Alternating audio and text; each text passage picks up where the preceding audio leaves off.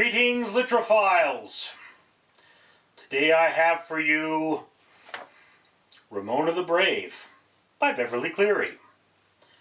This is a story of Ramona, a woman who wants to be, well, a little girl who wants to be thought of as brave.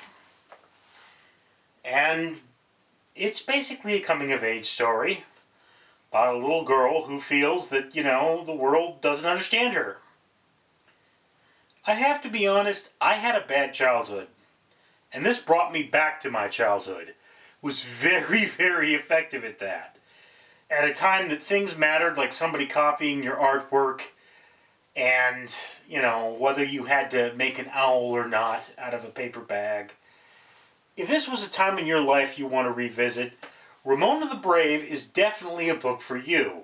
Personally, I hated that time in my life. This is why I generally do not read children's books.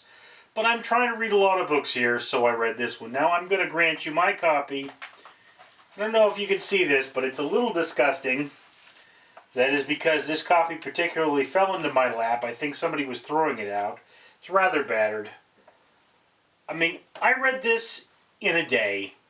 Not even a day. I think I read this in 2 hours. I don't even think I read this in 2 hours. This is a really, really, really quick read. I mean, you're going to just power through this book. So, if you want to read something but not be terribly involved, definitely. If you loved your childhood and want to go back to the time of being an 8-year-old and running around, being happy and silly, I would go for this. If you're not a fan of that part of your life, do not read this book because it will give you flashbacks. Anyway, very well done, Miss Cleary. Just personally not for me. Alright? I'd love to hear your opinion. I'm Richard.